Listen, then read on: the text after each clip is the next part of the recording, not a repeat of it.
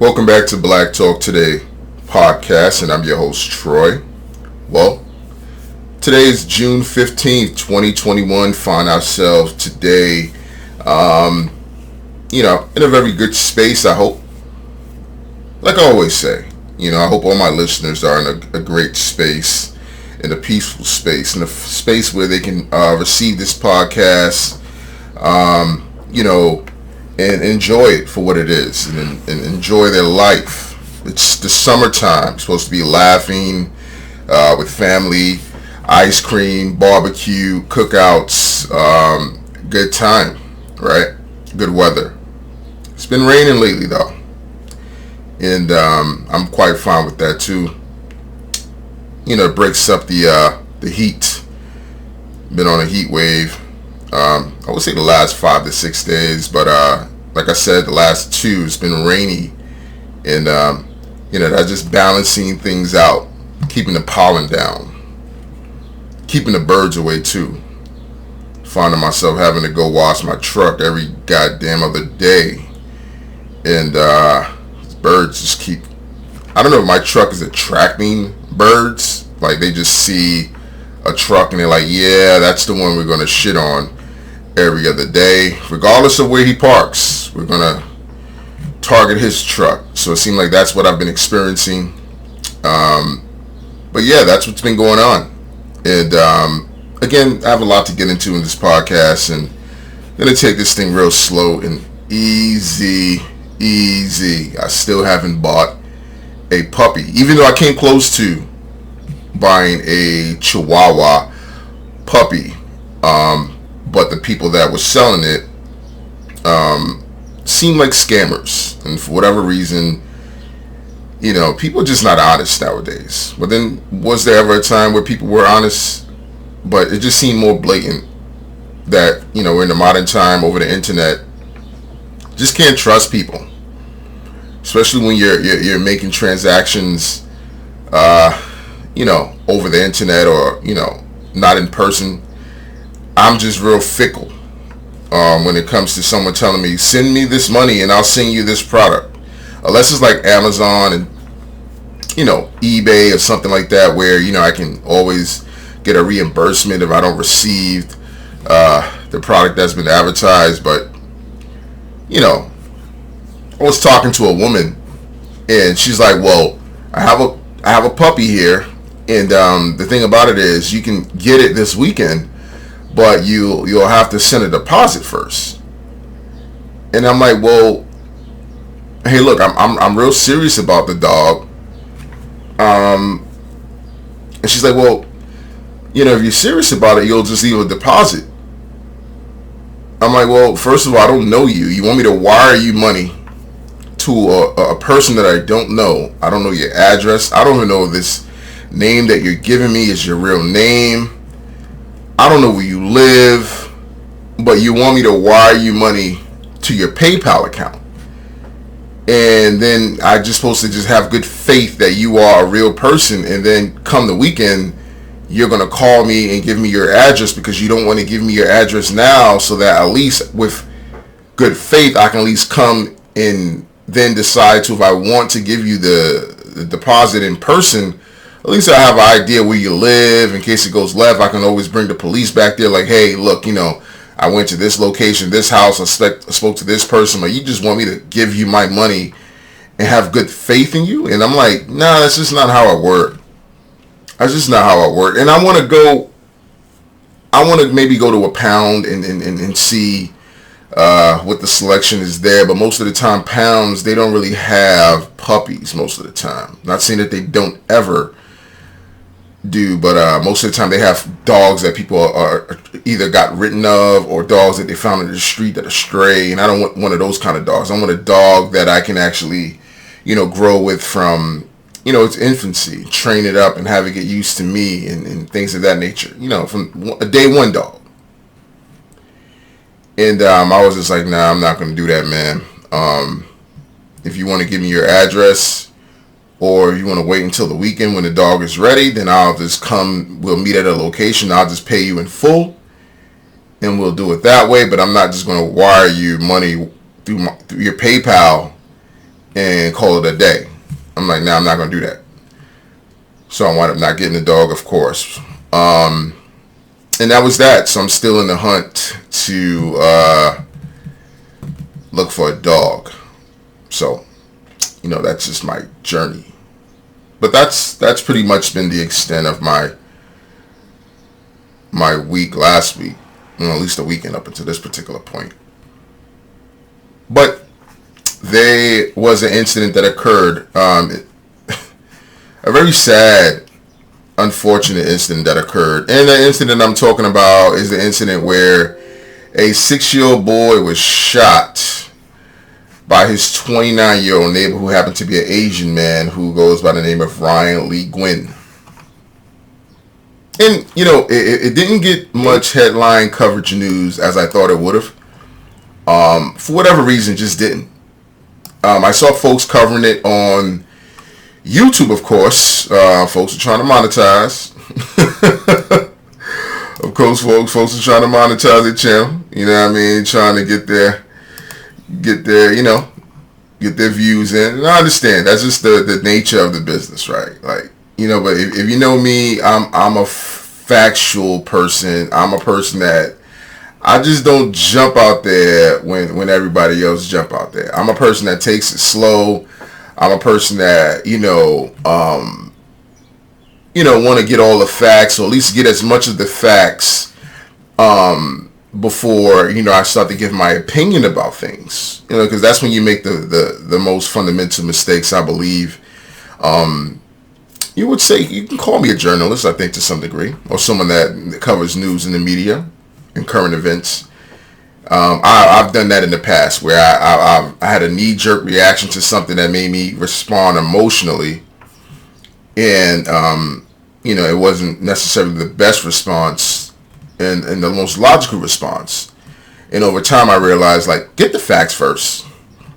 Get the facts, give the facts to the people, and at least have them then decide their own opinion on the facts that have been delivered, and then you can then respond emotionally in how you feel. But and that's what I did in this situation.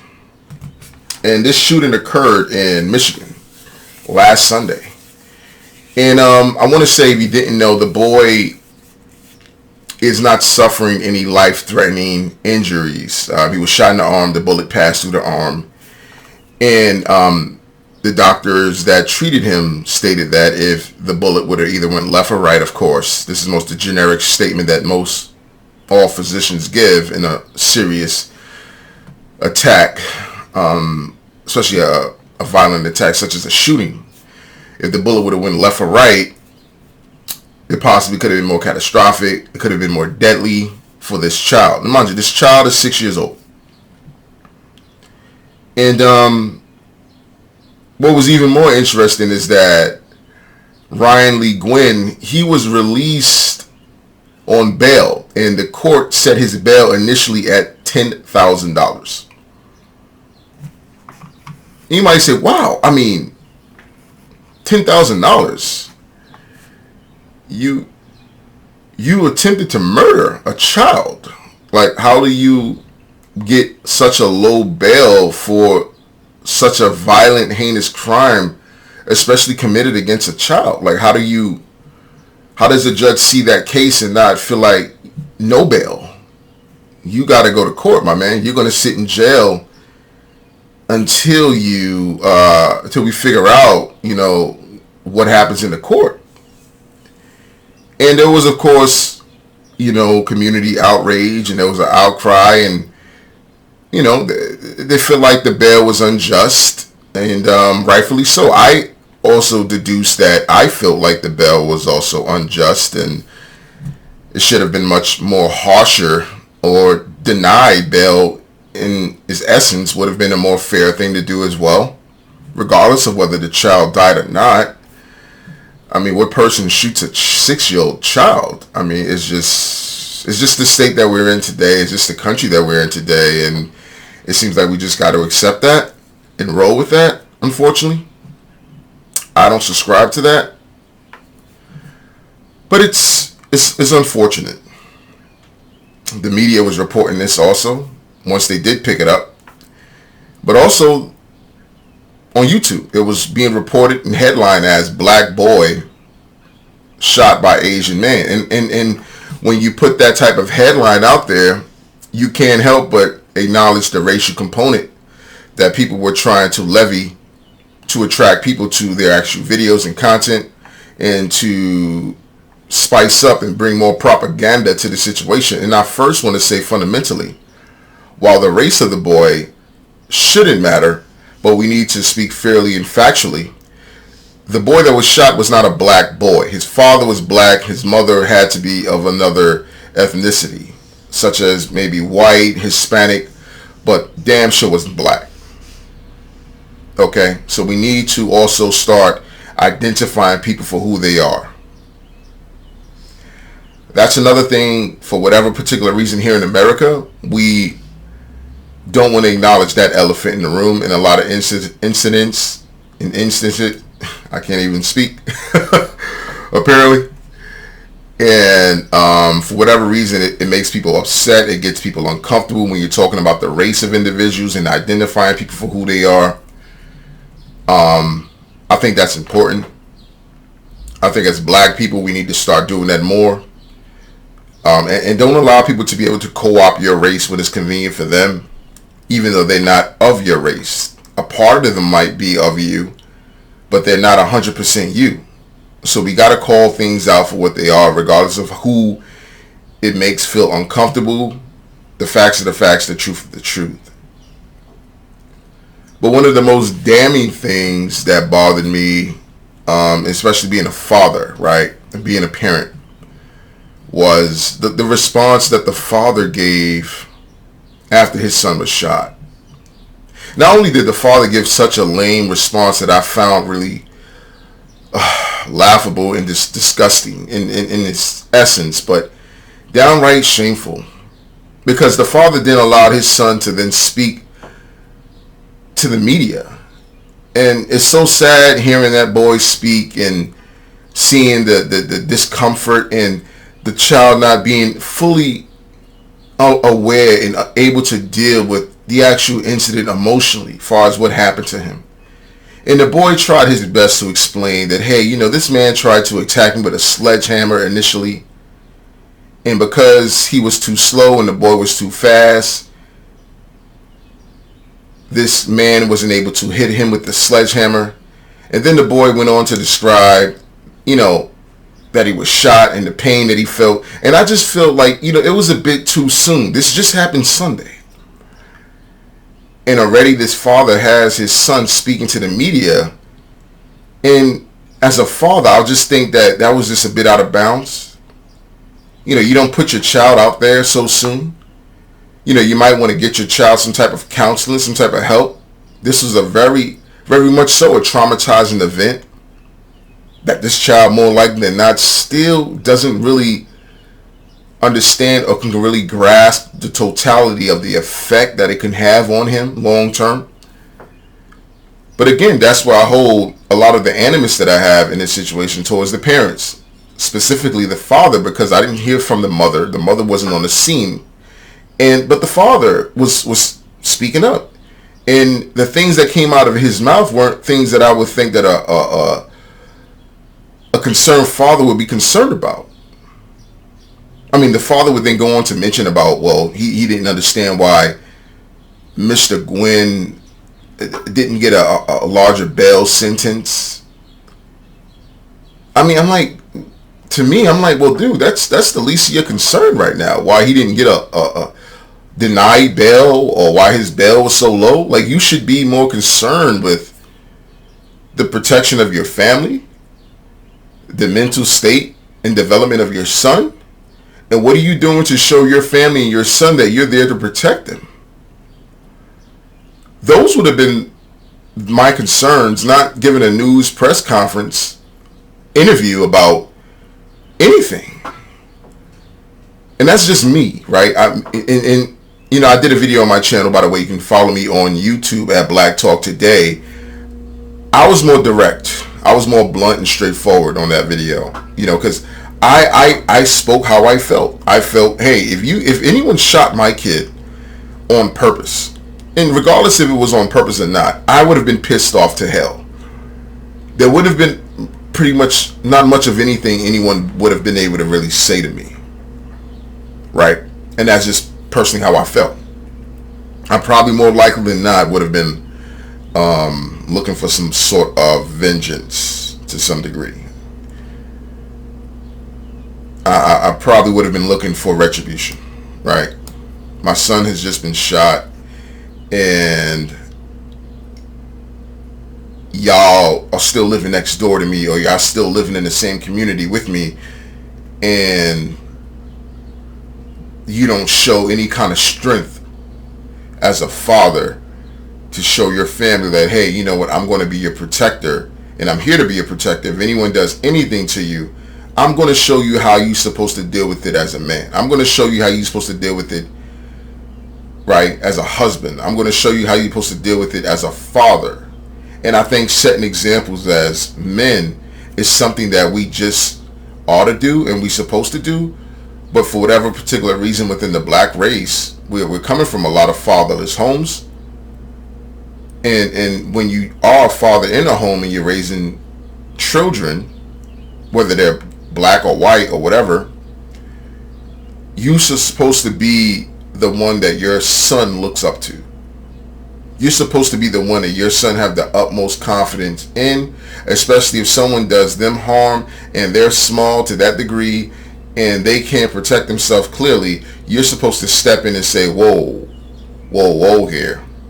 Well, son, say no more, say less. I'm going to take care of this. And I didn't hear any kind of fire in this father's eye. I didn't see any fire in this father's eye. I didn't hear any anger or any animosity or any kind of retribution in this father's voice. I just heard of a man that was speaking to a news reporter with a bit indifference and not understanding. Maybe he wasn't fully aware of the optics of the actual situation. But let me tell you, if it was my kid, it would have been nothing that anyone would have been able to do or say to me. And someone asked me, hey, you know, on a comment on that particular video, well, you know, because I said, hey, I would have went all out. And that would have been what it would have been. And someone responds to that comment or statement that I made, then replied that, well, you would have been in jail, and you responding emotionally, what would have solved? It would have solved a lot. It would have proved a lot. It would have sent the message and example to a lot of people. See, what I've noticed within the black race, we go to jail for a lot of things. We kill each other for things that are just dumb, idiotic. We put ourselves in situations where we can get locked up for centuries or damn near decades most of the time. Let me not say centuries, decades. For dumb things.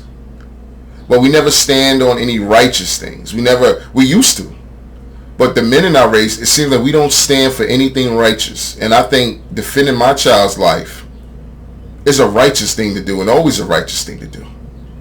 You don't bring a child into this world, cultivate that child's mind, nurture that child's body and soul, and breathe life into that child to be everything that you want it to be, just to have another individual come and snuff the life out of that child and you just get to walk away? Absolutely not. Like I said in my video, and I'll say here in my podcast, don't mess with my child. Just don't mess with my child. I would advise you not to. For your sake, for your life. If you value your life, I would hope anyone would not mess with my child. And folks can take that whatever way that they want. But that's off limits. And maybe, I don't know, maybe folks feel different in this modern time than I do about that when it comes to children. At least when it comes to your own children. But I don't know when the rules of engagement when it comes to your children being off limits changed. It hasn't changed for me.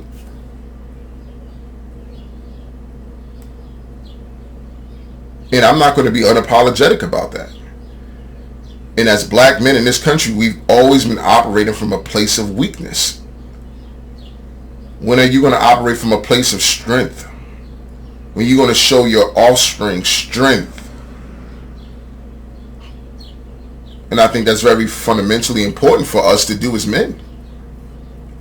I'm not saying you got to go around assaulting people and beating people when you have an indifference with them. No, that's not what I'm saying here. But what I'm saying here, when someone commits an act of violence of this nature, which can ultimately lead to death against your child, retribution is the only actionable course I would deduce that would be reasonable for me if law enforcement hasn't gotten to this individual before I've gotten to them. That's all I'm saying. Like, if the cops get there before I get to them, there's nothing I can do. But there's a possibility that I can get to him. We already know how this goes. So there's been emails that have been leaked. And everything's being leaked. I don't know if this is the WikiLeaks season. WikiLeaks presidency. I don't know. But Hunter Biden, his allegedly laptop has been found, and come to find out he's a whole racist out here. And I did over an hour video discussing how he's a racist, but also linking Hunter Biden to his father and the crime bills and laws that his father supported in the 80s and the 90s that solely incarcerated black women and children. It kind of preyed upon black women and children. I mean, he supported a lot of those Ronald Reagan laws and bills. And the way society back in those times viewed black people, we were just pariahs, we were super predators, we were criminals. And that was a blanket statement that was pretty much levied against black people as a group at those times. We have to be honest here about that. That's how the nation felt about black people. We didn't commit any more crimes than white people committed at the time. We didn't commit any more crimes than the other group committed at the time. But when you're living in the inner city, and most of the time we were, forced to live in the inner city, we were deprived opportunities that others were given. We would resort to doing illicit, criminal things to earn money, not to make an excuse for those things. But sometimes they would become violent. Violent activity would be within the vicinity or in the circumference of those communities. But Hunter Biden, using the N-word in his emails between the exchange that he had with his lawyer is nothing new here from the Biden family. I mean, Hunter Biden is a known cokehead and a crackhead and an alcoholic. I mean, he's written a book about it. It's nothing new. That's not alleged. That's a fact. And my thing is, and I shared this in my video, was that as black people, why do we still keep voting for people that we know their track history and we can literally see their receipts? One thing I know is about other races, when they vote, they look for receipts. They look for the past interest of these politicians and which way they voted and how they felt about things. And then they deduce, okay, what direction they're going to go in, if they're going to elect this person or not. But it seems with us in the black race, we are very emotional. We are very symbolic. And you can do a couple of things to appease to us. And then generally we can bypass all of your prior transgressions, even if they were against us in the past. because you might have ran with somebody that we liked yesterday or today, we're willing to give you a second chance. Black people are very forgiving. We're very forgiving of everyone else but other black people. I've noticed that.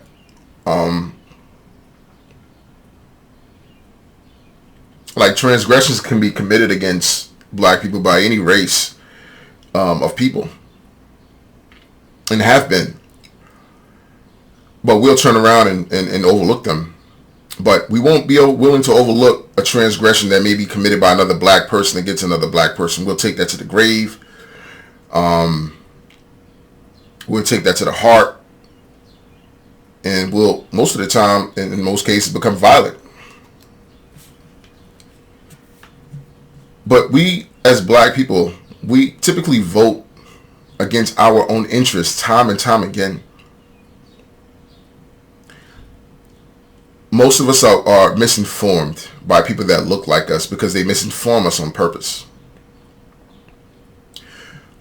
When your leaders are people who are looking to capitalize or monetize their fame in who they are and their comeuppance off of their skin color and the connections that they have with other groups of people, we can't readily identify who those people are. And that's one of the unfortunate things about us that continues to plague us, because we keep getting swindled. We keep getting tricked by people that look like us, and because they look like us, we trust them, and they know it. All skin folk is not kinfolk. I tell folks that all the time, and it's a fundamental thing that you should treat and teach your children growing up. We are not on code. We are not a race that can be on code at this particular moment in time. Not that we can be. Not that we can't be. But we just choose not to be at this point in time in history, in this place, in this country. Other races will remain on code. That's why they get to advance. Need a drink of water here. Excuse me. Throat is dry.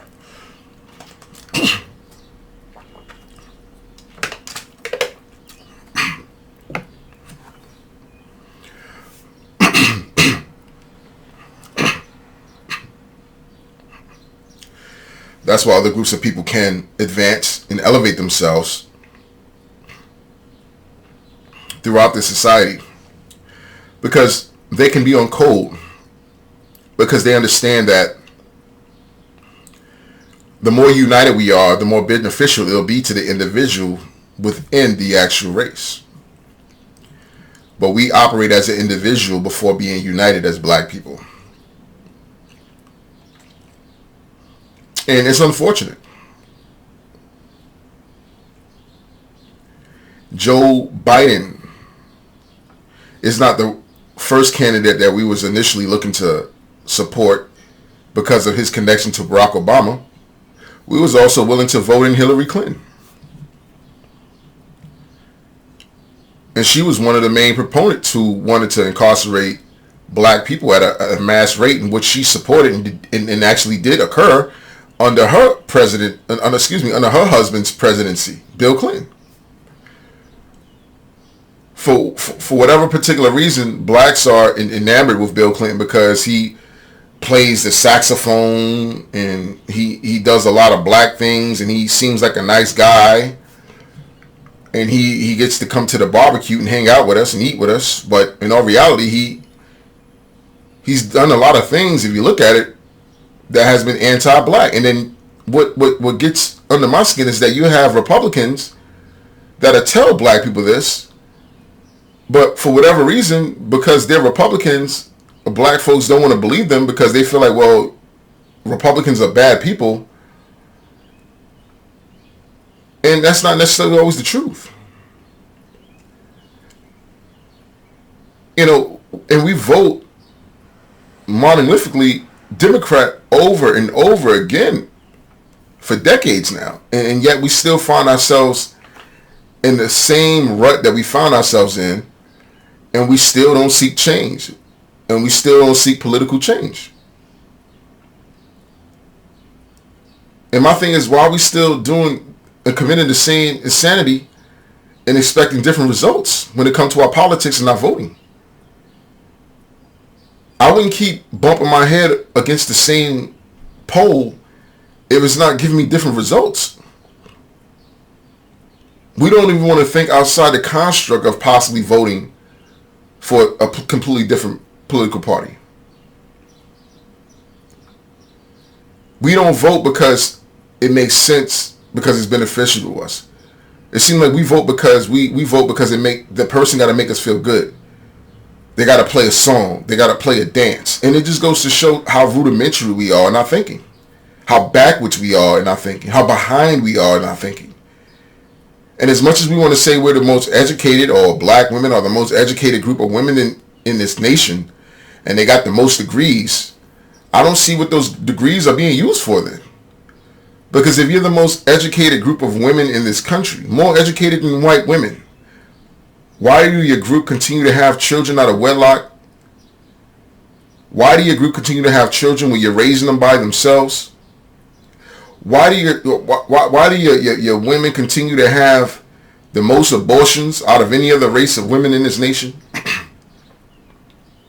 Why are your group such a small population but live in poverty at high rates? Why are your children the least educated, least likely to get a degree or to get a diploma? I mean, if we're claiming that we have the most educated group of women within your race, you would think that intelligence would at least trickle down to some form of prosperity that would then generate some benefit to the race in a whole. But it just doesn't work. What it does, it benefits the individual black person, but it doesn't benefit the whole, because there's never any infrastructure that's created amongst these intellectual blacks who are so smart and educated. They don't create anything for their people. Where I see other groups of people who are highly educated and influential, they always create institutions that benefit their group. And for the life of me, I don't understand why we don't feel we need to do that. At this point in time, it should be the number one thing that we're doing. We have a bunch of immigrants that are going to be coming into this country. It's going to be an influx of them to a degree that we've never seen. And they will be replacing us. They will be competing with us. And I don't understand why we don't get that understanding. Have we not gotten that memo? Because that's happening now. That's occurring now. Not only are these folks coming into the country, they're going to be competing with you. They speak several different languages. They come from a family unit. They come from a nuclear family. They have mothers and fathers in their homes. They know how to leverage their political capital in a society that's highly run on politics. And they're coming from a race that's on code.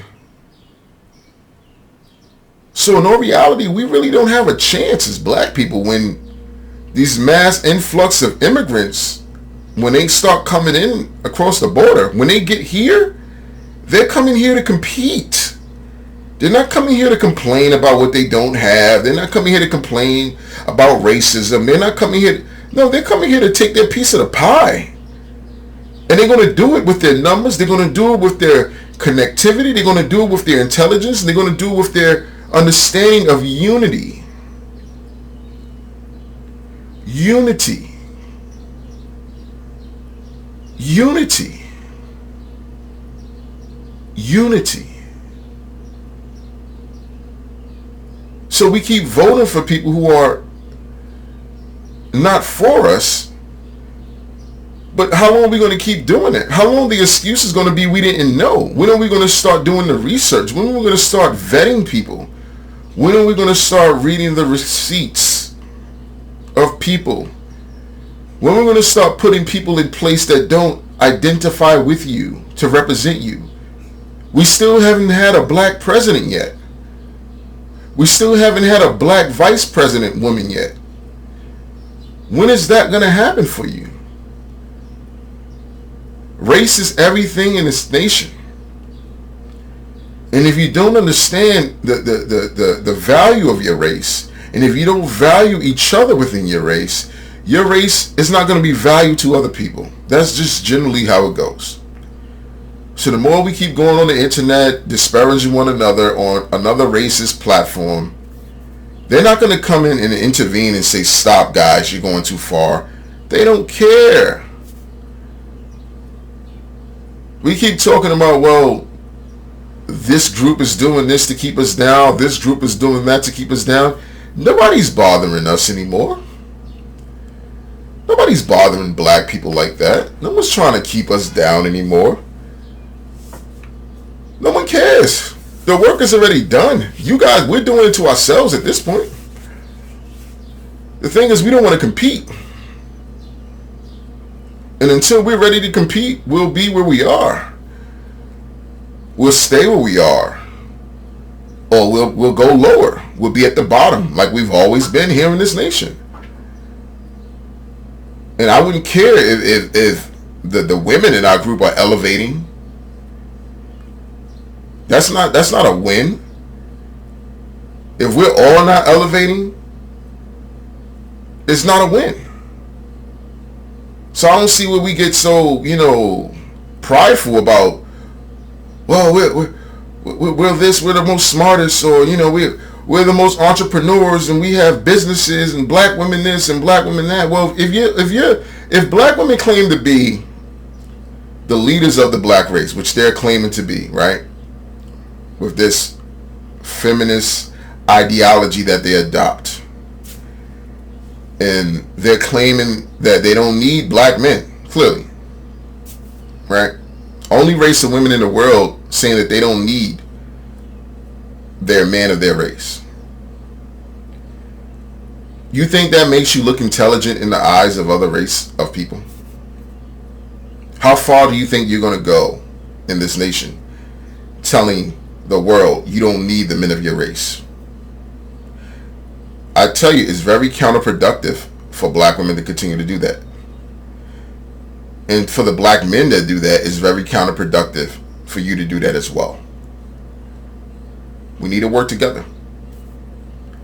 Will we work together? That's the fundamental question that needs to be proposed. Do we want to work together? Because pointing the finger at everybody else why you don't have what you have when you need what you need, but you're not doing anything to get what you need,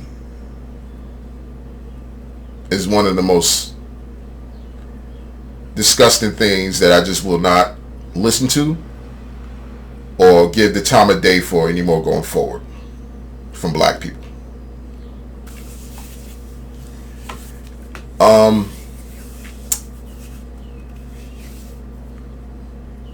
Now I want to talk about something that needs to be considered, something that needs to be spoken on, something that needs to be spoken about. And what influenced us as black people mainly today, 2021? What really influenced us as a people? I would deduce and say music. Music is a fundamental thing that you just can't control. It seeps through your walls, it slides under your door, comes in through your window. You can't get rid of it. You can't hide from it. It's always going to be there. And what I come to the conclusion is that hip hop, I feel it needs to be banned today. Some people might not get on board for it. Some people might not understand why it needs to be banned. But I believe, for black people to advance and to be different people, we need to rid ourselves of this kind of music and the thinking that comes along with it. I'm all for other genres. We're brilliant people. Let's create another genre. We created hip hop. That was another genre of music that never existed before. Let's create another form of it, because what we're getting now is genocide. What we're getting now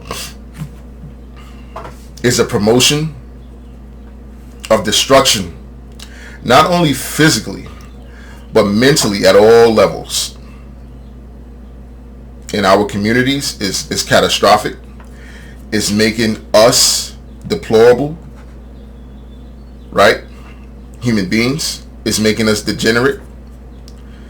It's making us not value our lives. It's giving the perception to the world that we are not people of value. You know, we used to value our women as men, and our women used to value themselves as women. They were the nurturers, they were the teachers, they were the educators, right? They cultivated the minds of the generations to come in the future. They took pride in that. That was something women once did. Now our women don't even take pride in doing anything at all, other than half naked, having no respect for themselves, no respect for men, being disagreeable, disrespectful, not being tolerable of any kind of structure in the home, having a disdain for the opposite gender within their race, not wanting to create functional communities and family units, being a bit selfish at times, and using the system. The system has played a part in the destruction of the black family without a doubt, but it also has played a part in the elevation of black women. And black women have chosen the system over the black family and the black race because it benefits them exclusively. Hip-hop promotes that. Hip-hop is connected to that. Our women today feel like if you're not doing something for me, you're not worth a damn. If you want to get to know me, you got to buy something for me. If you want to sleep with me, you have to pay me. At one point in time, that was called a prostitute. At one point in time, that was called a whore. But our women have succumbed to being accepting of these titles as a form of endearment that they are willing to tote around and have no issue wearing that stamp associated with them. Hip-hop promotes that. Today, women don't want to be women. They want to be promiscuous. They don't want to be committed. They call themselves whores and bitches. They're just as violent as men. This is all coming from the music, and when you repetitively hear that shit over and over, what do you think? They internalize it. See, the difference is everybody listens to hip-hop too. But other races come from family structure. Other cultures have values. Other cultures understand that it's just entertainment, and that's not our culture. That's not who we are. That's not who we'll never be. But for black people, we internalize it. We wear it with a sense of pride. And we don't understand how counterproductive it is to us. Black men in hip-hop, we promote murdering another man because we had a verbal disagreement about whatever it is. You hear it all the time in the music. If he step on my shoes, or if he look at me the wrong way, I'ma unload this entire magazine on him.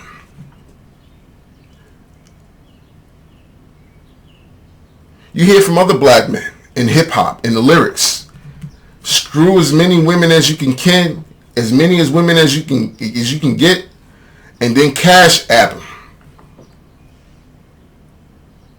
Treating women as they're just sexual objects.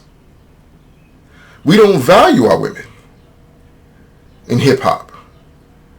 There was a point in time where the men would sing to women about love, happiness, protection.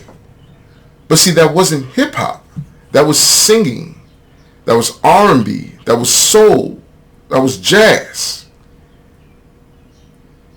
Barry White said, I found what the world is searching for. Here, right here, my dear. I won't have to look no more. He was talking about how he found a woman that he loved. A woman that he valued. That he'll never leave her side. He ain't going nowhere. He can't get enough of her love. The more he around her, the more he want. That's what we used to sing about. That's what we used to talk about. That's the upliftment and the joy and the love that we used to bring to each other when we see each other.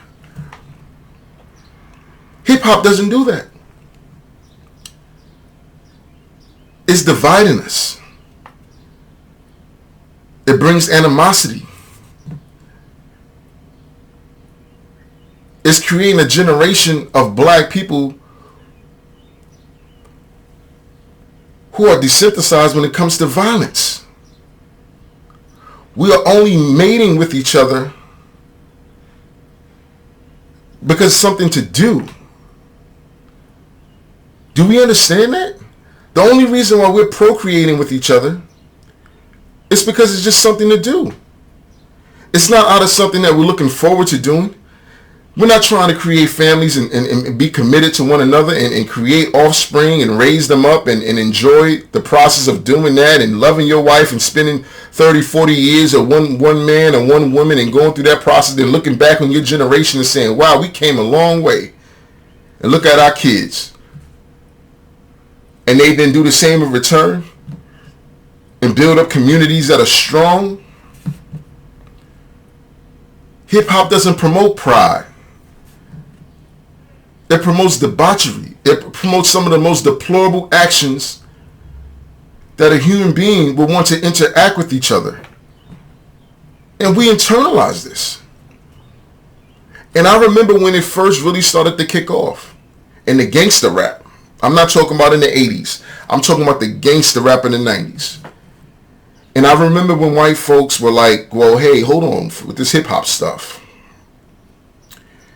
We don't like the lyrics. We don't like the messaging.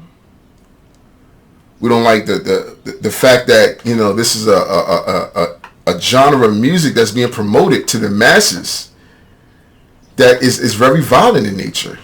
That's counterproductive to the American values or the values of a family. Nobody should listen to this other than adults, and they wanted to put the parental advisory on it. And they eventually did. And what we did as black folks, we got up in arms. Oh, here we go, white folks trying to censor our music, our art. They're being racist again. No, what white folks were trying to get ahead of, the destruction in the nature of what that music can do to the mind. And they understood that it's going to bleed over eventually into their culture, into their children. Because now today you have white kids calling themselves niggers. You got white kids fully ingrained and ingratiated with this hip hop music and are trying to now act out all of it. And you got some white folks that are like, hey, we don't do that. That's not what we value here.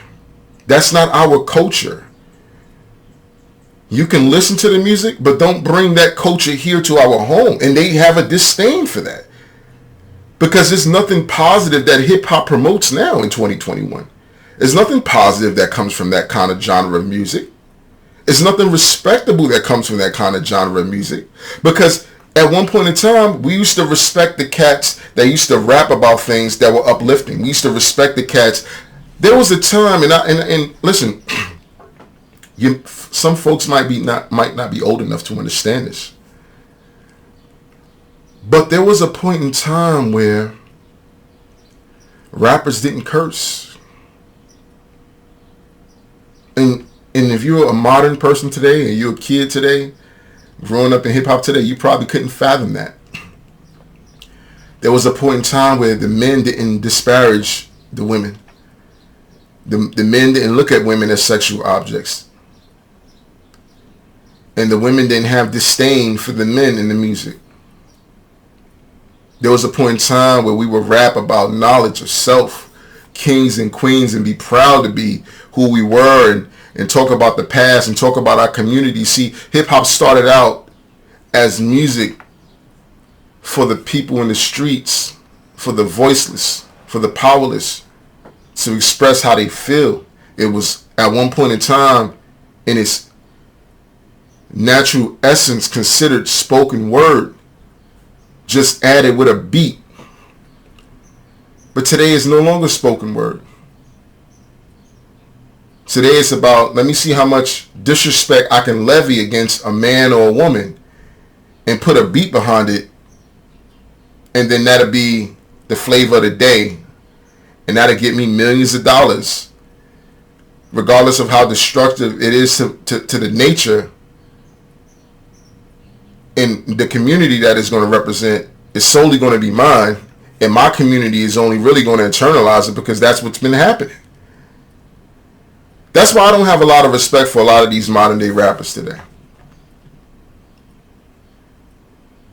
Because at one point in time, they've been complicit in the destruction and continuing perpetrating the cycle of destruction and violence and misogyny through that music genre for years. And I don't care now that they're older now and they're not making music anymore and they're doing other things. No, you've added to this here. You've contributed to this here. So now you need to fix this here. No one gets to get off the hook.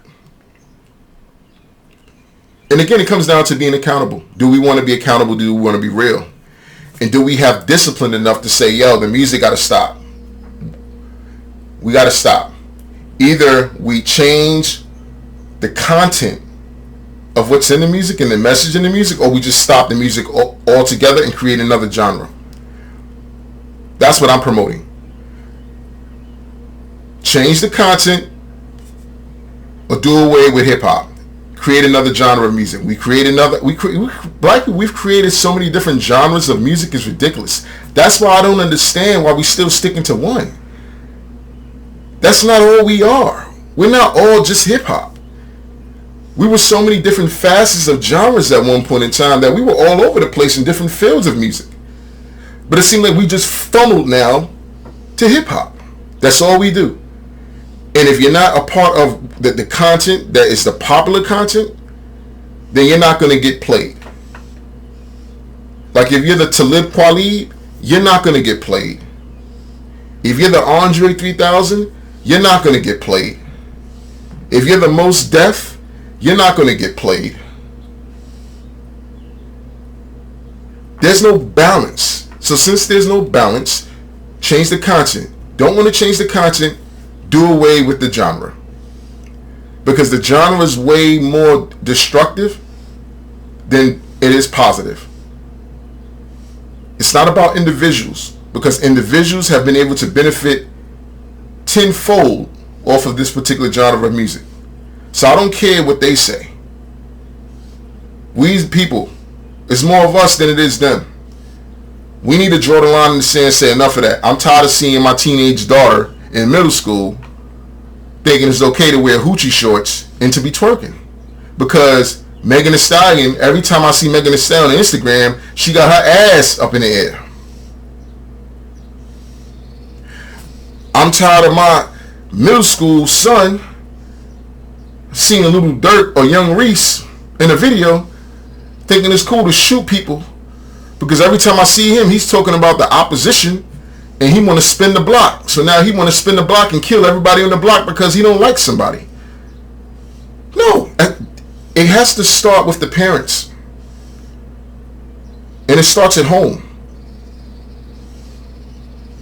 You can't control, of course, what goes on outside of your home.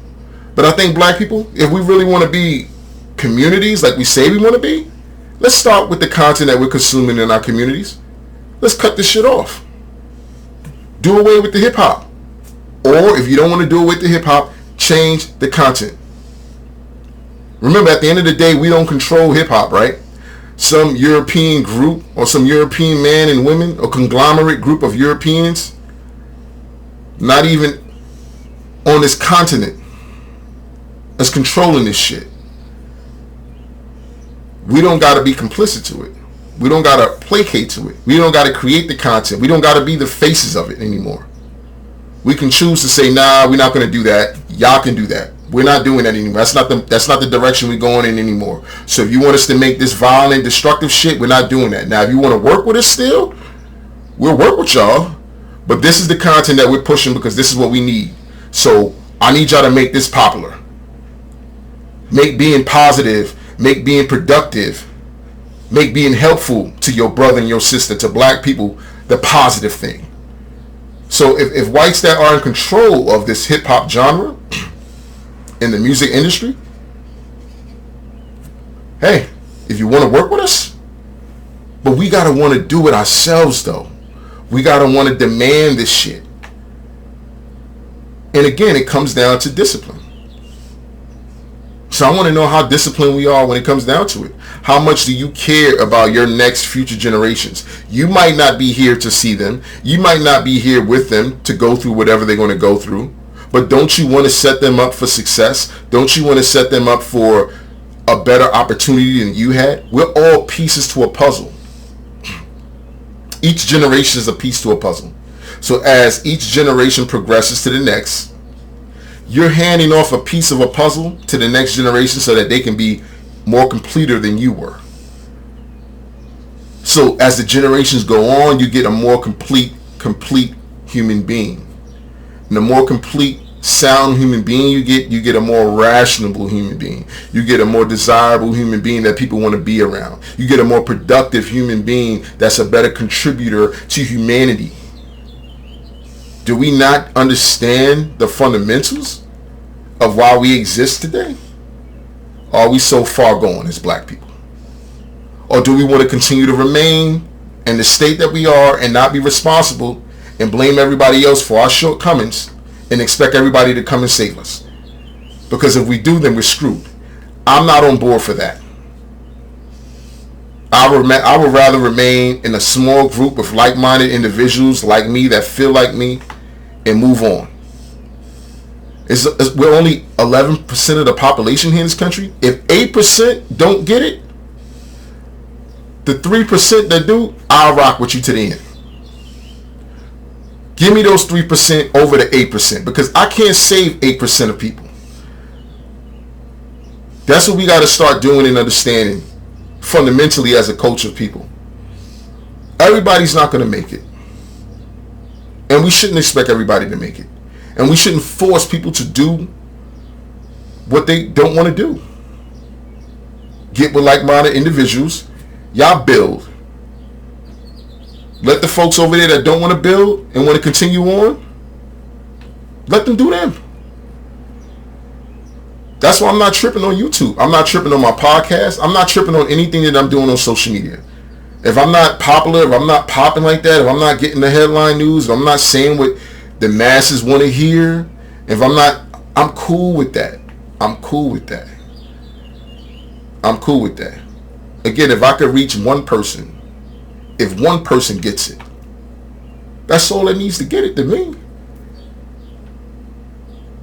If that one person gets it, if that one person can do what I'm doing, if that one person can facilitate what I'm saying, if that one person is greater than me and can spark and kick the shit off, yo, I'm good on that. I don't need the glory. I don't need the fame. I don't need any of that.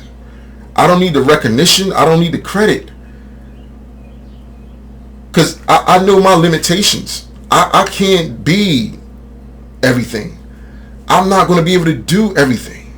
And I understand that there's roles that people play in life. And maybe it's just my role to spark somebody else's mind to do something that I can't do. So I have to do and play my role. And we got to understand that sometimes that's the best thing we can do. Be the best at what you're supposed to do. Stay in your lane. Don't go outside your lane. Stay in your lane.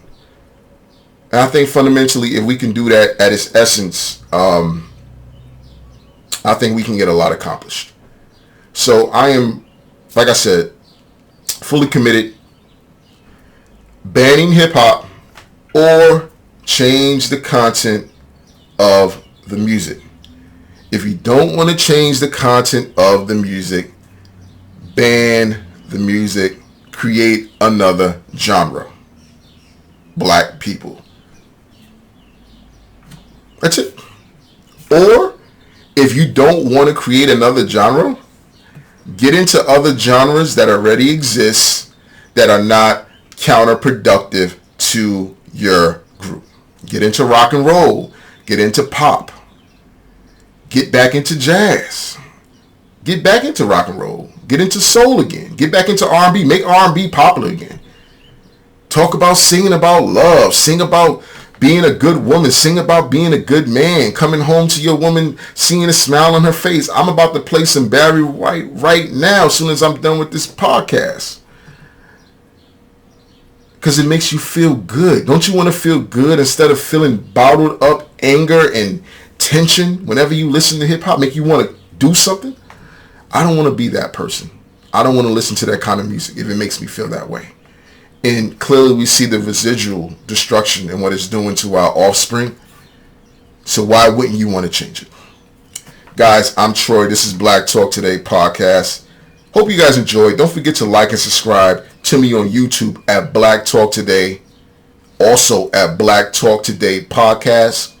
And also, if you go on my YouTube channel, go to my main page. You'll be able to see all of my other channel affiliate channels that I'm linked to, because I'm into several different other genres of things as well. And you might find something there that you're into as well. And if you are, subscribe to those channels as well that I do. Once again, I'll catch you guys again. Peace.